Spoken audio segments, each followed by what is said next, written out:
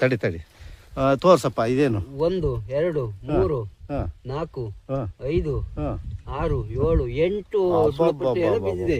ಇಷ್ಟು ಕಿರ್ಗಣ್ಣಗೈತಿ, ಇನ್ನು ಕಿರ್ಗಣ್ಣಗೆ ಐತೆಪ್ಪ. ಇದು ಹೈಟ್ ಹೋಗದೆ ಇಲ್ವ ಹಂಗಾದ್ರೆ? ಜಾಸ್ತಿ ಹೋಗಲ್ಲ ಹೈಟು ಅಷ್ಟೇ.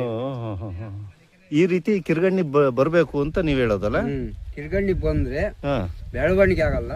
ಅಂದ್ರೆ ಎಲ್ಲವೂ ಕಿರ್ಗಣ್ಣಿಗೆ ಬಂದಿದ್ರು, ಇವು ತುಂಬಾ ಹೆಚ್ಚು ಕಿರ್ಗಣ್ಣಿಗೆ ಬಂದಿದಾವೆ. ಇದ್ರಾಗೆ ಎಷ್ಟಾಗಿದೆ ನೋಡ್ರಿ? ಎಷ್ಟೈತಿ ಅಂದ್ರೆ 1 2 3 4 5 6 7 8 9 10 11 13 ಕಿರ್ಗಣ್ಣಿಗೆ ಬಂದ್ರುವೆ ಇದೇನು ಒಂದ್ 2 ಅಡಿ ಹೈಟ್ ಇರ್ಬೋದು. ಗಣ್ಣುಗಳು ಲೆಕ್ಕ ಹಾಕಿದ್ರೆ 2.5 ಅಡಿ ಇರ್ಬೋದಾ? ಅಷ್ಟೇ 2 ಅಡಿ ಇಲ್ಲ 2.5 ಅಡಿ. ನೋಡ್ರಿ ಸುಣ್ಣ ಹೊಡಿದಂಗಿದ್ರೆ ಈ ಕಡೆಗೆ ಐತಿ ನೋಡ್ಬರ್ರಿ. ಸುಣ್ಣ ಹೊಡಿದೆ ಹೋದ್ರೆ ಈ ರೀತಿ ಆಗುತ್ತೆ ಕೆಳಗೆ ನೋಡಿ. ಓ ಕರೆಕ್ಟ್ ನೋಡ್ರಿ. ಇರು ಅದನ್ನ ಒಂಚೂರು ಇದು ಬಿಡಿಸ್ರಿ. ಅದಕ್ಕೆ ಟ್ರೀಟ್ಮೆಂಟ್ ಇದೆ ವಿಜಯೇಂದ್ರ ಅವ್ರೆ. ಅದಕ್ಕೇನೋ